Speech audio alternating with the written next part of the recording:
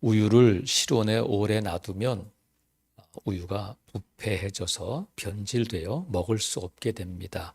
그래서 우유에는 우리가 먹을 수 있는 유효기간이라는 것이 있어서 그 기간을 지나면 폐기하도록 되어 있는데, 그 우유에다가 유산균을 접종해서 숙성을 시키면 요구르트가 됩니다. 그래서 우유를 실온에 놔두면 변질되지만 우유를 잘 이렇게 숙성시키면 또 변화가 일어나서 더 맛있는 요구르트가 된단 말이죠. 우리의 신앙도 나도 모르는 사이에 변질되는 경우가 있고 변화되는 경우가 있어요. 그래서 우리 모두는 변화를 꿈꾸잖아요.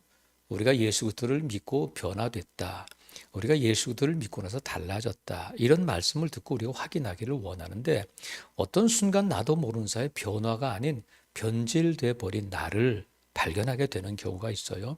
우리 모두가 그 변화를 꿈꾸지만 왜 우리 가운데 변화가 아닌 변질이 일어나서 나도 나를 용납할 수 없는 그런 상황이 됐을까?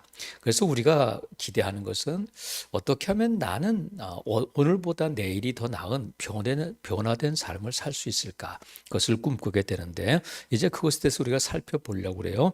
오늘 본문에 보니까, 오늘 본문의 장면은 예수님께서 예루살렘 성에 들어가시는, 우리가 잘 알고 있는 종료주일에 관한 말씀인데, 예수님께서 이 예루살렘 성에 들어가실 때에 무리들이 종려나무 가지를 흔들었다 해서 이날이 주일이었어요. 그래서 이 날을 우리가 종려주일로 이렇게 지키는데, 무리들이 예수님이 입성하실 때에 종려나무 가지, 이것은 뭐 왕이나 승리한, 전쟁에서 승리한 그 장군들을 맞이할 때에 승전가를 부르면서 종려나무 가지를 흔들게 되는데, 예수님이 예루살렘에 입성할 때 뭐라고 외쳤냐면 호산나 호산나 찬송하리로다, 이렇게 외쳤단 말이죠. 이 호산나라고 하는 것은 이제 우리를 구원하소서, 이렇게 그런 뜻인데, 기도하니까 우리를 안전하게 해주세요, 뭐 이런 것이고, 또 찬송의 가사처럼 이렇게 쓰여지기도 했어요. 호산나 호산나 이렇게 하는, 찬송할 때 가사처럼 쓰여졌는데, 많은 무리들이, 얼마나 많은 무리들이 외쳤느냐면 19절에 보니까 바리새인들이 서로 말하되 볼지어다 너희 하는 일이 쓸데없다, 바로 온 세상이 그를 따른 정도로. 그러니까 예루살렘이 들썩들썩한 정도로 이 바리새인들이 볼 때는 온 세상이 예수님을 따르는 것처럼, 그러니까 엄청난 무리들이 호산나 호산나 이렇게 외쳤는데, 그들이 정말 이스라엘의 왕으로 오시는 예수님을 왕으로 영접했는데, 이들이 호산나 호산나 외친 거로부터 며칠 뒤에 그들이 예수님을 향해서 뭐라고 외치냐면 십자가에 못 박아라, 십자가에 못 박아라, 이렇게 외치게 된단 말이죠. 그들은 예수님을 왕으로 모시고 예수님이라면 왕이 되실 수 있다는 믿음을 갖고 있었어요. 그런데 그들의 믿음이 변질되어서 예수님을 십자가에 못 박으라고 외치는 폭도가 되어버렸단 말이죠. 그러니까 그들의 믿음이 변질되었고 그들의 외침도 변화되었어요. 호산나 호산나 외치던 그들이 십자가에 못 박아 죽여라 죽여라, 이런 외침으로 변질돼 버렸단 말이죠. 그러면 이들의 변질은 무엇이 이들을 이렇게 변질시켰을까? 이제 그것을 우리가 질문으로 갖고 이제 설교를 계속 들으면 좋겠어요. 무엇이 이 무리들의 외침, 이 무리들의 예수님에 대한 믿음을 변질시켜서 예수님을 십자가에 못 박으러 외치고 예수님을 십자가에 못 박는 자들이 되었을까? 자, 다음에 우리가 살펴볼 사람들은 누구냐면 제자들이 나와요. 제자들이 나와 있는데, 이 제자들이 그 현장에, 무리들이 온통 막 호산나 이스라엘의 왕으로 오시는 이여 막 외칠 때에 그 자리에 있어서 제자들이 그것을 보고 어떤 마음을 품었겠어요? 이 제자들이 보니까 예수님께서 무엇을 타시냐면 나귀를 타셨다, 나귀의 새끼를 타셨다, 이렇게 기록되어 있잖아요. 나귀의 새끼를 타는 것은 왕의 모습은 아니거든요. 왕이라면 백마를 타든지 뭐 화려한 마차를 타든지 뭐 그런 걸 타야 되는데, 초라하게 나귀 새끼를 타고 예루살렘 성에 들어가는데, 제자들이 볼 때는, 사람들이 볼 때는 왕의 행차가 아니잖아요. 그럼에도 불구하고 많은 사람들이 호산나 이스라엘의 왕으로 오시니요 막 외치니까 제자들도 아마 이 무리들과 같은 생각이었을 거예요. 어깨가 으쓱하고. 근데 예수님은 무리들이 막 외칠 때에 손을 흔들고 막 이러고 뭐 V자를 그리고 그러시어야 하는데 그러지 않고 묵묵하게 그 길을 가셨어요. 어쩌면 제자들은 예수님과 달리 막 저들을 해서 예수님을 향해서 호산나 외치는 그들을 보면서 어쩌면 V 사인을 하든지 아니면 손을 흔들든지 그랬을지도 몰라요. 그런데 지금 이 무리들과 같은 생각을 갖고 있었지만 근본적인 차이가 있었는데 그 차이가 뭐냐면 무리들과 제자들의 차이는 16절에 나와요. 16절에 보니까 제자들은 처음에 이 일을 깨닫지 못하였다가, 그러니까 이 일을 깨닫지 못했는데 예수께서 영광을 얻으신 후에야 이것이 예수께 대하여 기록된 것임과 사람들이 예수께 이같이 향한 것임이 생각났더라. 이게 15절 말씀이에요. 그러니까 제자들이 언제 이 말씀을 나귀 새끼를 타고 온다 하는 것을 어떻게 이 말씀이 깨달아졌느냐면 예수님께서 부활 승천하시고 성령 강림이 일어난 후에 그들이 이 말씀을 깨닫게 되면서 그때 그 예수님이 나귀 새끼를 타고 오신 것이 이 말씀을 이루려 하는 거구나. 그러니까 예수님께서 나귀 새끼를 타신 것은 백마를 탈 형편이 안 되고 지금 재정적으로 안 되고 지금 백마를 구할 수도 없고 지금 우리 심정이라면 예수님을 백마를 태워서 지금 예루살렘 성에 들어가게 하셔야 되는데 우리 형편이 안 되니까 나귀 새끼라도 타시게 하자. 예수님도 은근히 백마를 타고 싶으셨는데 지금 우리 형편이 안 되니까 나귀 새끼라도 타자 해서 나귀 새끼를 탄 것이 아니라는 거예요. 나중에 깨달아 보니까 그것이 뭐냐면 스가랴 선지자를 통해서 9장 9절에 예언하신 나귀 새끼를 타고 오실 것이라고 하는 메시아가 나귀 새끼를 타고 오실 것이라는 그 예언이 이루어지고 예수님께서 생각 없이 즉흥적으로 나귀 새끼 한 마리 데리고 와 내가 걸어갈 수는 없잖아 이러신 것이 아니라 예수님께서는 철저하게 그 말씀을 이루시기 위해서 나귀 새끼를 타셨다는 거예요. 그것을 나중에 성령 강림 이후에 성령께서 지혜를 주셔서 그 말씀을 깨닫게 하시니까 그렇구나. 사람들이 왜 예수님에 대해서 그렇게 나귀 새끼를 태우고 예수님은 왜 나귀 새끼를 타셨는지를 알게 됐단 말이죠. 이것이 하나님의 섭리고 예수님께서 왜 나귀 새끼를 타셔야 했는지에 대한 그 이유를 깨닫게 됐는데 이 사실을 깨닫게 되면서 이 말씀을 깨달아지면서 무슨 일이 생겼느냐면 그들의 믿음이 견고해졌어요. 예수님에 대한 메시아라는 것은 하나님의 아들이라는 것에 대한 분명한 믿음이 생겼고 또 부활이라는 것이 예수님의 부활을 통해서 나사로가 부활된 것이 나를 부활시키기 위함인 것을 깨닫고 부활에 대한 이 믿음이 생기고 죽음에 대한 담대함이 생겨서 어디까지 가느냐면 순교하는 데까지 나가게 된단 말이죠. 이런 연약했던 제자들이 이렇게 변화됐어요. 그래서 오죽하면 이 오순절 성령 강림 이후에 사도들이 막 설교하니까 원래 저렇게 공부 못하고 저는 어부 출신들이 어떻게 저런 일을 하지 하면서 사람들이 놀라는 일이 있었단 말이죠. 제자들이 변화된 모습을 보면서 사람들이 놀라는 거예요. 무리들은 변질되었지만 제자들은 변화됐어요. 완전히 새 사람이 되고 능력의 사도들이 되고 순교하는 자리까지는 까지 가는 죽음을 두려워하지 않는 믿음의 제자리 되었는데 그러면 이 변질과 변화의 차이는 어디서 오는 걸까? 무리들은 돌아오지 않았어요. 무리들은 예수님을 십자가에 못 박고 끝났단 말이죠. 이 무리들은 누구냐면 오늘 본문에 보면 이 17절에 보면 나사로를 무덤에서 불러내어 죽은 자 가운데서 살리실 때에 함께 있던 무리가 증언한지라 이에 무리가 예수를 맞으면 이 표적 행하심을 들었습니다. 이 일이 언제 일어났냐면 12절에 그 이튿날이라는 거예요. 이튿날.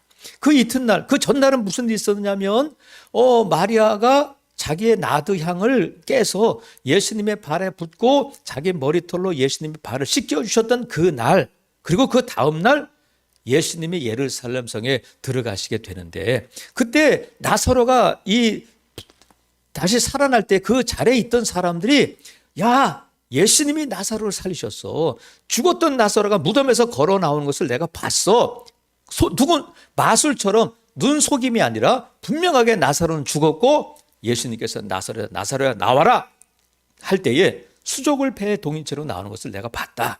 이렇게 증언한 사람들이 있고 직접 목격하지는 못했지만 이 말을 사실적으로 아니 자기가 봤다는데 한두 사람도 아니고 아 맞구나 하고 예수님에 대한 그 소문을 들은 표적에 대한 소문을 들은 사람들이 예수님을 따라왔어요. 그래서 예수님을 믿었어요. 어떤 예수님이냐면 아 죽은 사람을 살리는 예수라면 우리를 로마로부터 우리를 해방시켜 줄 수 있겠다. 그래서 이 예수가 왕이 되면 우리는 이제 자유를 얻게 되고 우리는 독립한 나라가 되고 하는 그 믿음을 갖고 있었는데 그게 안 되는 거예요. 그러니까 지금 이들은 왜 이렇게 그들의 믿음이 그들의 외침이 변질되느냐면 이들의 믿음이 말씀에 뿌리 내리지 못하고 표적, 기사, 소문에 뿌리 내리고 있었기 때문에 그래요. 그냥 말라버리는 거예요. 하지만 제자들은 예수님께서 계속해서 말씀을 가르쳐 주셨고 말씀해 주셨어요. 그 전날도 지금 예수님께서 마리아가 그 향유옥합을 깰 때에도 냅둬라 내 장례를 준비하는 것이다 이렇게 말씀하셨잖아요.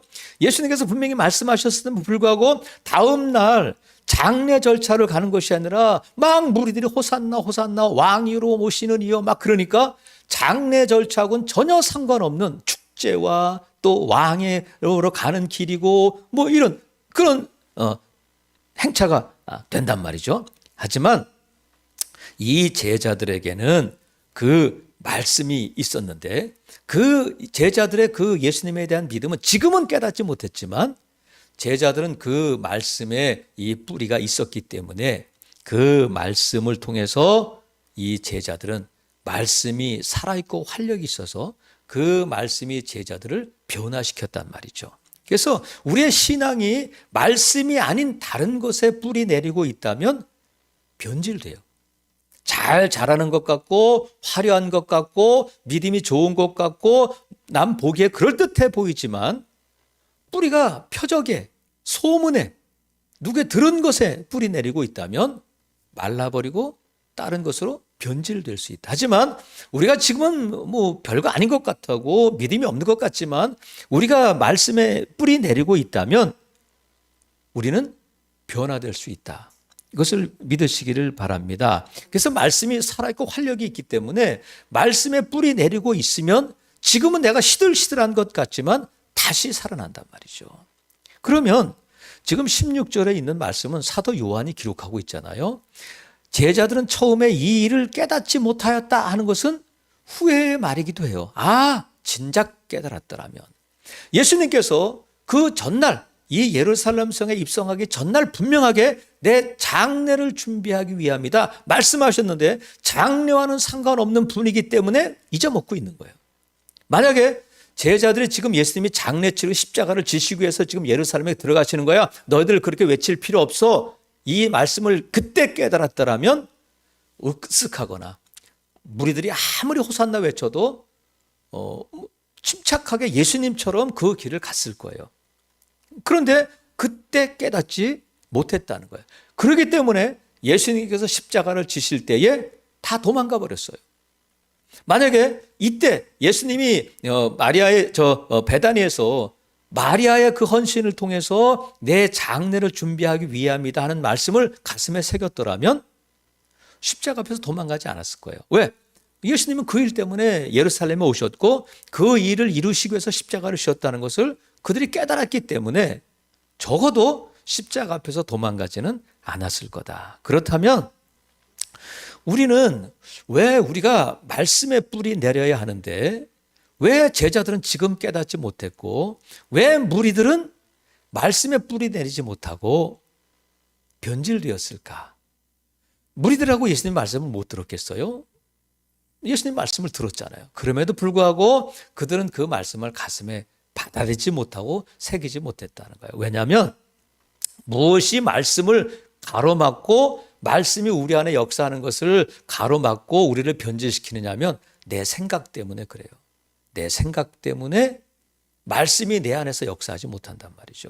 이 무리들은 지금 어떤 생각을 갖고 있느냐면 예수님에 대해서 예수님의 예루살렘 입성에 대해서 어떤 생각을 갖고 있느냐면 왕으로 오신 예수님이 이제 곧 우리를 로마로부터 해방시켜줄 정치적인 메시아로 생각하고 있는 거예요. 그러니까 그들이 늘 생각하는 것은 내일이면 아니면 이틀이면 곧 예수님께서 왕이 되셔서 로마 군대를 다 물리치시고 능력을 행하시고 표적을 행하셔서 자기들을 자유하게 할 줄로 믿고 있었단 말이죠. 하지만 그들의 생각과는 다르게 예수님께서 그 일을 이루지 않으시기 때문에 십자가에 못 박으라고 외치게 된단 말이죠. 우리가 어떤 생각을 갖고 있든지 말씀보다 그 생각이 앞서면 안 돼요. 말씀이 내 생각을 잠잠하게 하고 말씀이 내 생각을 앞서가고 말씀이 내 생각을 변화시킬 수 있어야 되는데 내 생각이 말씀을 가로막게 되면 내 신앙이 변질된단 말이죠. 왜? 살아있는 말씀이 내 안에서 역사하지 못하기 때문에 그래요. 어떤 경우가 있었느냐면 예수님께서 제자들에게 물어보시잖아요. 사람들이 나를 누구라고 하느냐? 너희는 나를 누구라고 하느냐? 베드로가 주는 그리스도시요 살아계신 하나님의 아들이십니다. 이 위대한 고백을 하니까 예수님께서 바요나 시몬아 내가 복이 있다 말씀하시고 나서 뭐라고 말씀하시면 그때 비로소 이제 예루살렘에 들어가서 바리새인과 서기관과 제사장들에게 고난당하시고 다시 살아나실 것을 말씀하셔요. 그랬더니 베드로가 예수님을 붙들고 항변했다는 거예요. 예수님께 대들고 예수님을 붙들고 그러시면 안 됩니다 했더니 예수님께서 사탄아 내 뒤로 물러가라 하시면서 뭐라고 말씀하시면 네가 하나님의 일은 생각하지 않고 도리어 사람의 일을 생각하는구나 이렇게 말씀하셨어요. 지금 베드로나 제자들이 필요한 것은 하나님의 일을 생각해야 되는데 하나님의 일을 생각하지 않고 사람의 일을 생각하니까 예수님의 말씀이 안 들어오는 거예요. 내 생각이 내 머릿속에 꽉 차 있으니까 그렇단 말이죠. 그래서 여러분 우리의 생각이 어떠하든지 내 감정이나 내 생각보다 말씀이 내 생각을 조종하고 통치할 수 있어야 저와 여러분 안에 변화가 일어나는 줄로 믿습니다. 나아만 장군이 엘리사 앞에 왔을 때에 엘리사가 분명히 하나님의 말씀을 전하잖아요. 요단강에 가서 몸을 7번 담가라 말씀하셨어요. 근데 나아만 장군이 화를 내고 돌아가려고 하잖아요. 왜냐하면 내 생각에는 나와서 막 뛰고 이 상처난 곳에 손을 대고 그런 정도는 해줄 것으로 생각하고 온 거예요. 아람에서 떠나올 때부터 고향에서 떠나올 때부터 계속 내가 가면 어떻게 그 선지자가 고칠까? 우리나라에서는 이 정도 하고 막 내가 영웅이고 내가 장군이니까 이 정도는 하겠자고 왔는데 콧배기도 안 배기고 안 보이고 말로 그냥 요단강에서 뭘 7번 씻으라고 하니까 아니 우리나라에는 요단강은 엄청난 강이 아니에요. 우리 한강처럼 낙동강처럼 그런 강이 아니에요. 그냥 개천 같은 거기 가서 몸을 담그라고 하니까 기가 차잖아요. 그런데 자기 생각을 접고 자기 생각을 말씀에 복종시키니까 요단강에 몸을 7번 담글 때에 그 나병이 걸렸던 그 한 피부가 어린아이처럼 깨끗하게 된 줄로 믿습니다. 내 생각이 어떠하든지 적어도 내 생각에는 여러분 다 생각이 있잖아요. 생각 없는 사람이 어디 있어. 하지만 내 생각이 하나님의 말씀보다 앞서거나 하나님이 분명히 말씀하셨음에도 불구하고 내 생각 때문에 하나님의 말씀이 역사하지 못하도록 하는 일은 없는가.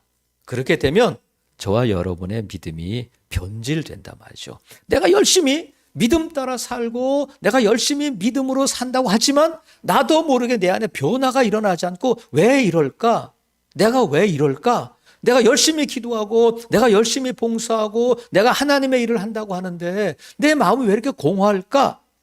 그럴 때에 내 생각을 내려놓고 하나님이 나에게 무엇이라고 말씀하시는지에 귀 기울여야 돼요. 그러니까 제자들이 그때는 이 일을 깨닫지 못하다가 나중에 깨달았는데 지금 깨닫는 여러분이 될 수 있기를 바랍니다. 내 생각이 어떠하든지. 그런데 무리들은 자기 생각 때문에 예수님의 말씀을 못 받아들였는데 그럼 제자들은 왜 처음에 이 일을 깨닫지 못했을까? 예수님께서 여러 차례 말씀하시고 예수님께서 어제도 말씀하셨는데 왜 이 일을 못 깨닫느냐면 욕심 때문에 그래요. 욕망 때문에 그래요. 오죽하면 이 제자들은 예수님이 최후의 만찬을 하는 그 최후의 만찬 자리에서까지도 자리 다툼을 하고 있단 말이죠. 그러니까 지금 예수님께서 어제 분명히 말씀하셨음에도 불구하고 장례를 준비했다 말씀하셨음에도 불구하고 무리들이 막 환호하고 호산나 호산나 왕이요 왕이요 막 외치니까 그들의 생각에는 뭐라고 무슨 생각으로 가득 차 있느냐면 이제 내가 예수님이 왕이 되면 그래 예수님은 왕이 되셔야 돼. 왕이 되면 나는 우측에 너는 좌측에 너는 국방부 장관 너는 뭐 행정안전부 장관 이렇게 하면서 자기가 이제는 고생 끝났다. 이제는 행복 시작이다. 이런 마음으로 흥분돼 있을 거란 말이죠. 대통령 선거를 치르게 되면 지금도 뭐 알박기 인사다 그런 말들이 많이 나오잖아요. 정권 말기가 되면 이제 임기가 끝난 기관장들을 또 장군도 임명하고 하는데 대통령 선거에 임할 때에 많은 사람들이 도와요. 캠프에서 돕고 뭐 당에서 돕고 하는데 그 앞 전선에서 막 도왔던 사람들은 나중에 대통령이 되면 그 사람들에게 다 한 자리씩 줘야 돼요. 그러니까 자기가 밀었던 자기가 지지했던 사람이 대통령이 되면 은근히 그 마음속에 뭐가 있냐면 나는 적어도 어느 기관의 기관장인 되겠다 하는 기대가 있단 말이죠.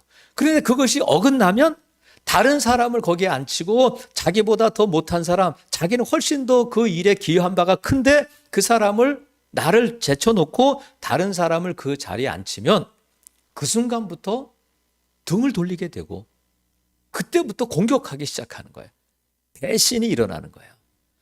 제자들이 무슨 생각을 했느냐면 이제는 내 고생 끝이고 이제는 행복 시작이다. 그리고 갔단 말이죠. 그러다 보니까 온통 출세할 생각이 있으니까 예수님께서 분명히 내가 십자가를 지고 고난당하고 사흘 만에 다시 살아날 것이다 하는 말씀을 여러 차례 하셨음에도 불구하고 어제도 그 말씀을 하셨음에도 불구하고 전혀 그 말씀이 기억도 안 나고 깨닫지도 못하게 된단 말이죠. 사랑하시는 성도 여러분, 우리 안에 내가 뭔가를 이루려고 하는 것이 욕망 자체가 잘못된 것은 아니지만 그 욕심이 내가 뭔가를 이루려고 하는 내 욕망이 하나님의 말씀보다 앞서면 안 된단 말이죠. 내 욕심이 하나님의 말씀에 의해서 점검돼야 돼요. 이것이 과연 하나님이 기뻐하시는 일인가? 과연 이 사업이 하나님이 기뻐하시는 사업인가 하는 것을 말씀을 통해서 점검해 봐야 된단 말이죠. 아나니아와 삽비라는 하나님 앞에 재산을 드렸잖아요. 땅을 팔아서 집을 팔아서 하나님 앞에 드렸는데 베드로가 물어봐요. 아나니아에게 물어보잖아. 아나니아야, 이게 전부야? 이게 하나님의 말씀이거든요. 이게 전부냐 하는 말씀을 들었을 때에 아니에요. 조금 남겼어요. 가져와. 다 드려야 돼. 이렇게 됐으면 살았을 거야. 그런데 이게 전부냐 하는 하나님의 말씀을 자기의 욕심 때문에 못 듣게 되니까 자기도 죽고 아내도 죽고 드린 것이 많았는지 아니면 판고에서 남겨둔 것이 많았는지는 모르지만 어차피 하나님께 드리기로 했다면 약속한 거잖아요. 그리고 안 드린 것보다도 베드로를 통해서 책망하신 것은 뭐냐면 왜 너의 안에 사탄이 가득해서 성령을 속이느냐, 하나님을 속이느냐, 그 속인 것 때문에 그래요.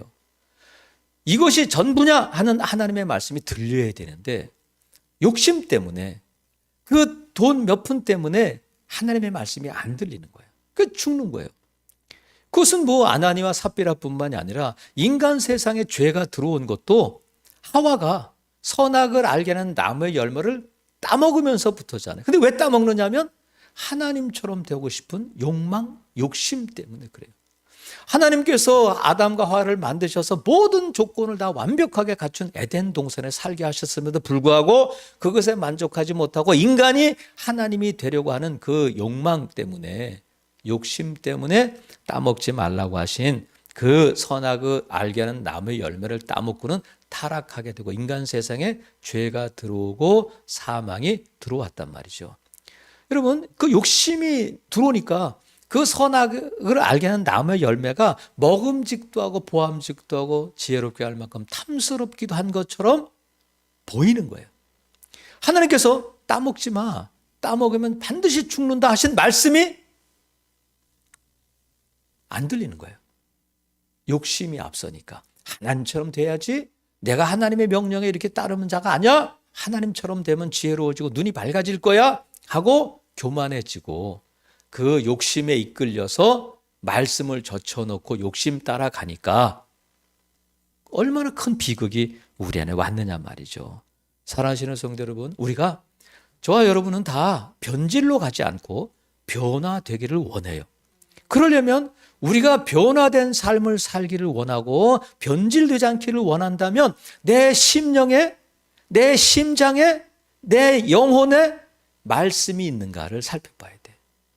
내가 지금 열심을 내고 내가 지금 주님의 일을 한다고 하는데, 아니면 그냥 내가 열심도 없고 그런 건 젖혀두고라도 내가 정말 변화를 꿈꾸는데, 변화되기를 원한다면 저와 여러분의 삶의 현장에 말씀이 작동될 수 있어야 돼. 말씀이 이제 어디에 그냥 이게 처박혀 있는 말씀이 아니라, 내가 걸어가는, 내가 숨 쉬고 있는, 내가 만나고 있는 사람들 가운데, 내가 계획하고 있는 가운데 말씀이 작동되고 있어야 된단 말이죠.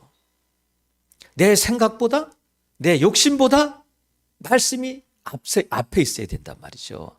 냉장고는 우리가 먹는 음식을 신선하게 하고 오래 보관하게 해요. 그런데 이 냉장고가 고장나거나 냉장고에 전기 코드가 뽑아져 있으면 어떻게 되냐면, 냉장고 밖에 있을 때보다 더 부패가 빨리 되는 거예요. 닫혀있는 공간에서. 그러니까 냉장고가 이 코드에 꽂혀서 정상적으로 작동되면 우리 식품들을 신선하게 유지하고 오래 먹을 수 있지만, 코드가 뽑히는 순간 오히려 냉장고 밖에 있는 것보다 더 부패가 빨리 되고 심한 부패가 일어난단 말이에요. 우리의 삶에 이 코드가 말씀에 꽂혀 있는 한, 말씀이 우리 안에서 작동되고 있을 때에, 말씀은 살아있고 활력이 있어서 우리의 삶에 끊임없이 새 생명을 불어주고 끊임없이 우리를 새롭게 해서 우리를 변화시키지만, 말씀으로부터 우리의 코드가 뽑혀져 있을 때에는, 내 생각 따라가고 내 욕심 따라갈 때에는 나도 모르는 사이에 열심히 믿음 생활한다고는 하지만 나도 모르는 사이에 내가 부패해지고 변질돼 간단 말이죠. 사랑하시는 성도 여러분, 예수님의 제자는 누구냐면 예수님을 따라가는 자들이에요. 예수님을 믿는 자들은 성도야. 예수님을 따라가는 자들이 제자야. 그러면 예수님을 따라가는 자들은 어딜 따라가냐면 예수님이 가신 길을 따라가는 거예요. 예수님이 가신 길이 어떤 길이냐면 왕도, 왕의 길이야. 오늘 예수님께서 가신 길이 왕도, 왕의 길이잖아요. 그러면 제자들은 예수님이 가신 그 왕의 길을 따라가는데, 제자들이 생각한 처럼 왕도는 어떤 거냐면, 제자들이나 무리들은 높은 권좌에 올라가서 세상을 호령하고 통치하고 자기를 따르던 제자들을 한 자리씩 주고 출세시키는 왕이 아니라, 겸손하게 평화의 왕으로 나귀 새끼를 타고 가고 도저히 왕의 모습으로 보이지 않는 그 초라한 모습으로 가셔서 십자가를 지시는 것이, 그렇게 해서 인류를 구원하는 것이 예수님의 왕의 길, 왕도라면, 내 생각에는 뭔가를 한 자리 하고 내가 생각할 때는 뭔가를 이룰 것 같지만 그 생각을 내려놓고, 내가 예수님을 믿고 뭔가를 이루어 보려고 하는 그 욕심을 내려놓고 예수님이 가신 그 길을 따라갈 때에 그 사람이 제자가 되는 거예요. 그래서 그 왕의 길은 지금 제자들이나 무리들이 생각하는 길이 아니라, 내 생각과 다르다 할지라도 예수님을 따라가는 길이 말씀 따라가는 길이고, 말씀을 따라가는 자는 누구냐면 말씀 뒤에 따라가야지, 말씀을 끌고 가는 자가 돼서는 안 된단 말이죠. 그래서 시편 기자는 주의 말씀은 내 발의 등이요 내 길의 빛입니다. 이런 고백처럼 내 발의 등이어야지, 이 말씀의 빛이 내 뒤에, 등 뒤에 있으면 안 되잖아요. 내 길을 밝힐 수가 없잖아요. 그런데 내 생각이 앞서고 내 이 욕심이 앞서면 말씀이 내 뒤에 있게 된단 말이죠. 그러면 나를 비칠 수가 없어요. 말씀이 나를 따라오게 해서는 안 된단 말이죠. 사랑하시는 성도 여러분, 하나님의 말씀은 오늘도 살아있고 활력이 있는 말씀인 줄로 믿습니다. 벌벌 없는, 보잘것없는 나를, 또 정말로 우리 호족에, 우리 족보에 정말 보잘것없는 족보 가게지만 하나님께서 이 말씀을 통하여 우리의 가게, 우리의 감은 또 저와 여러분의 자녀들을 변화시킬 줄로 믿습니다. 왜? 말씀에는 활력이 있어요. 생명이 있어요. 아무쪼록 여러분, 우리가 예수님을 따라가는 제자라면 예수님이 가신 길을 따라가고 예수님이 가신 길은 말씀 따라 가신 길이고 말씀을 이루시는 길이었어요. 그래서 우리 또한 이 말씀을 따라가는 자들이 되어서 예수님이 하나님의 뜻을 이룬 것처럼 저와 여러분도 말씀 따라감으로 하나님의 뜻을 다 이루는 자들이 되어야 할 줄로 믿습니다. 그래서 하나님께서 다윗을 평하시기를 내 마음에 합한 자다. 그를 통하여 내 뜻을 다 이루리라 말씀하셨어요. 내 마음에 합하다는 것은 늘 말씀 뒤에, 늘 말씀 밑에 있었다는 거예요. 왕인 다윗이 아무쪼록 사랑하시는 성도 여러분, 예수님이 가르쳐주신 기도처럼 뜻이 하늘에서 이루어진 것처럼 이 땅에서도 이루어져야 되고 그 뜻을 저와 여러분을 통해서 이루시기 위해서 저와 여러분을 구원하시고 여기까지 인도하신 줄로 믿습니다. 하나님의 뜻을 이루려면 말씀 따라가고 늘 말씀 뒤에, 늘 말씀 아래, 말씀이 나를 지배하고 말씀이 나를 통치하도록 내 생각과 욕심을 내려놓고 말씀에 복종할 때에 말씀이 저와 여러분 안에 역사하시고 하나님의 뜻을 다 이루어 가실 줄로 믿습니다. 아무쪼록 저와 여러분이 말씀 따라감으로 하나님의 마음에 합한 사람이 되어 하나님의 뜻을 다 이룬 복된 성도들 되시기를 주님의 이름으로 축복합니다. 아멘.